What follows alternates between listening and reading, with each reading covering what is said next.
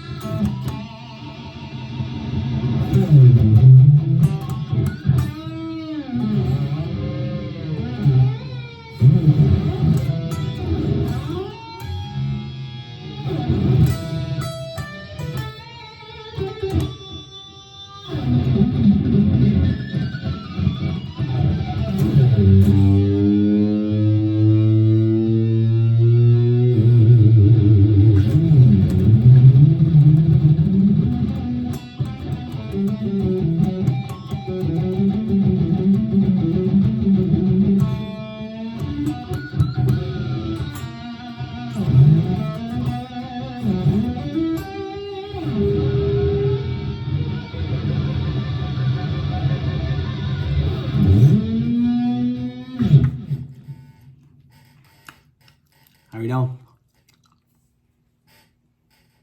That's right. Here's what we're playing today.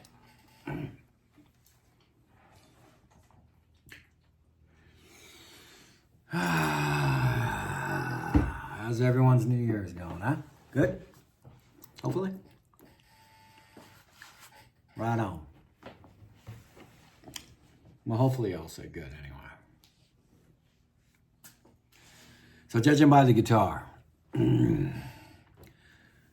one of you I know at least knows that,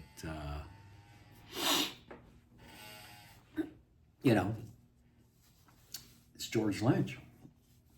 Well, it's custom built after to not 100% duplicate his Tiger. Let's move you over here. Yeah, okay.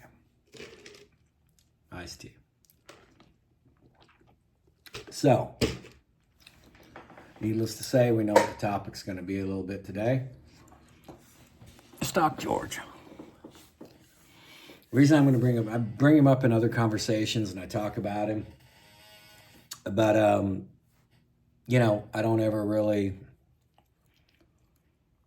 don't go into depth. He's definitely one of those players that, to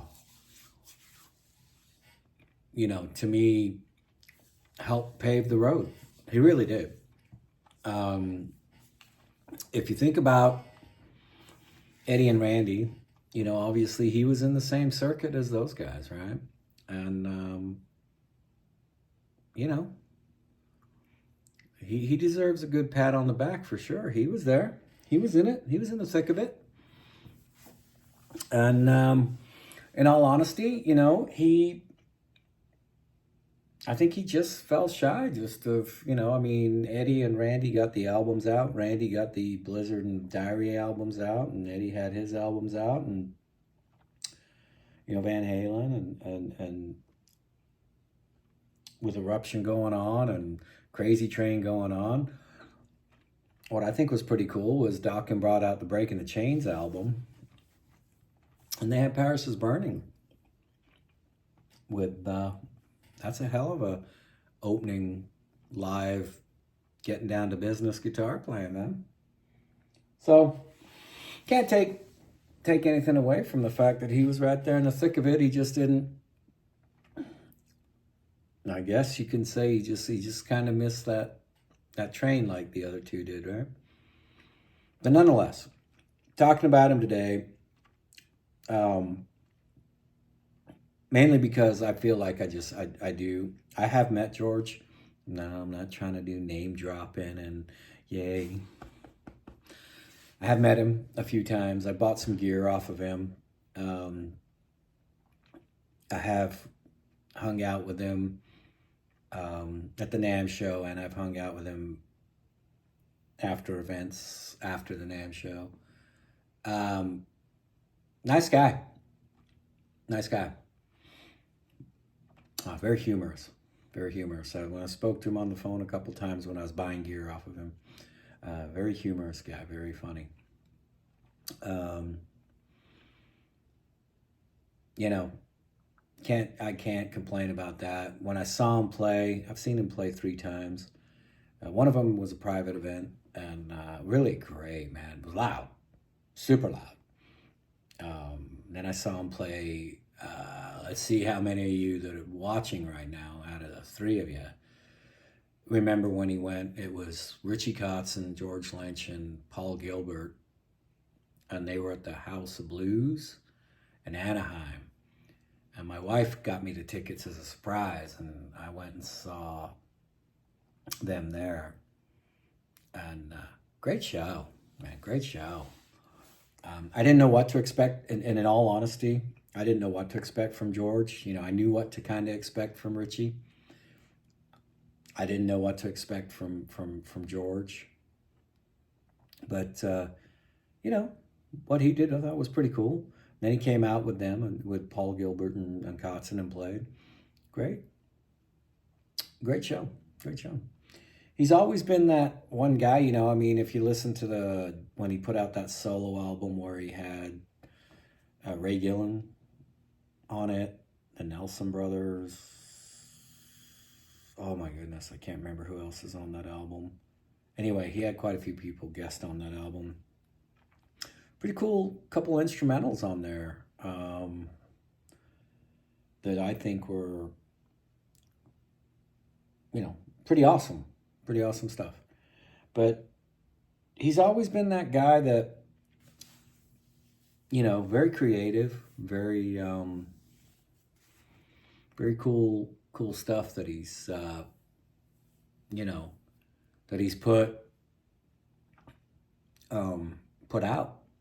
I've always found it very, especially the Lynch Mob albums, really great. Both, I've listened to all the Lynch Mob albums, but obviously I lean more towards the first 2 that came out.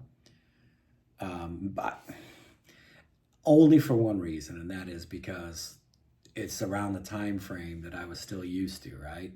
Where we were still, he was just fresh out of Dawkins, So from that perspective, that's probably why I really favored those first 2 albums.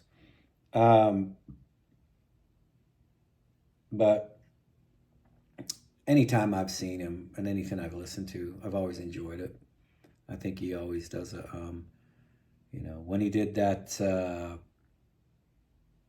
my goodness, what was that album he did? The Souls of We. Great album.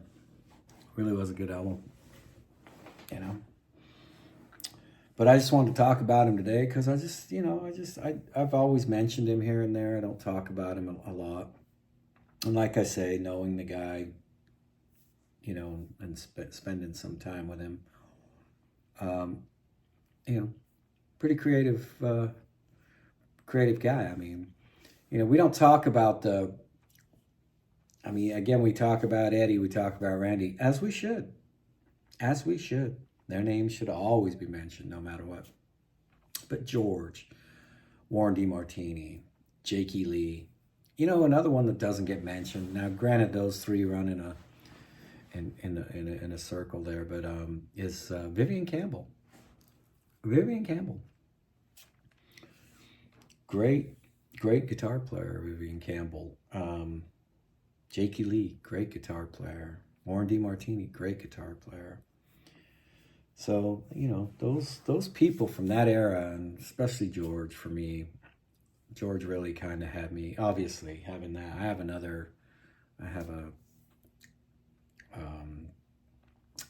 a copy of his Mr. Graffiti. I have a Mr. Graffiti. And then I have a Kaisha. It's called a Kaisha. I'd have to show it to you for you to understand how it's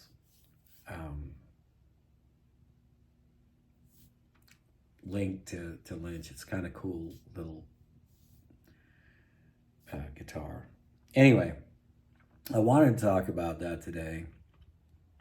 I also wanted to mention, while I'm doing this video, I know at the end I give shout outs to Uncle Ben and Andy Wood and people like that. Andy Wood, I was just thinking about this. I just was mentioning him to my son, my oldest son. And I was telling him, man, have you ever sat and listened to Andy Wood? And he said, no. And we have iPhones. So, you can share songs. Y'all know that. Well, those of you with iPhones probably. So I shared a couple songs from the Andy Wood album. And I was just listening to him. And of course, that got me listening to him again. And I think, man, what a great guitar player, man. I wonder whether his name will ever take off and get up there. I know guitar players know him like I know him, and I'm sure I'm sure all the independent guitar players are, your Joe Satriani, Steve Vai, and Kotzen, all those guys probably know who Andy Wood is. I don't suppose too many girls that listen, or guys that listen to Top 40 or don't listen to a band to listen for the guitar player don't know who he is. But I wonder whether he'll ever do an album that'll do that, get his name out there even wider. Who knows what the future holds. But I just wanted to mention his name too while I was on here. That's what today was about, was just getting in here, mentioning a few things, play the Lynch for a minute. Just a shout out to some of these guys, some of these names that aren't thrown around as much as I think they should be. And on that note, one last thing that I would have always loved to have seen, and for the two of you in the back that are grabbing a suds to watch the game right now. Last I checked, I think Green Bay was winning. When you get back from grabbing your beer, wouldn't you have liked to have seen DeMartini, Jakey Lee, and Lynch go out on obviously it wouldn't be like a G3 thing. It wouldn't be like a Satriani, Vai, and Eric Johnson type thing. But it would be cool if they went out and did maybe took out their bands. Well, obviously Warren DeMartini would have to put something together, but if they took out and then at the end of the night it'll never happen. But it was always kind of a crazy thought thing. That'd be kind of cool if it panned out. Anyway, guys, short one today. Just wanted to touch on that. Wanted to spread some love. I hope you're all doing good. I hope you're all healthy. All 5 of you that have seen this. All right, 4. Hope you have a great week coming up. Hope you have a great day today. I hope your team, if you have one, in the mix wins. I don't have any horses in the race currently. But anyway, stay safe out there. Do the right thing. Doesn't hurt to be nice, cool, laid back.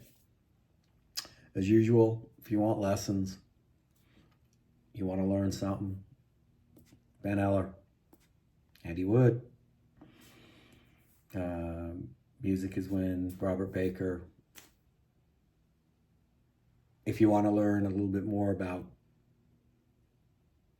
the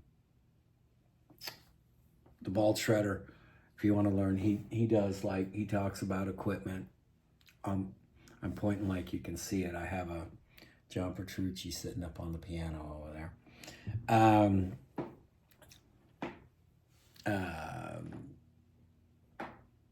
Anyway, take care. We'll see you next week. See the warning hat. Oh, my daughter's playing today, doing some volleyball. Anyway, take care. Peace out.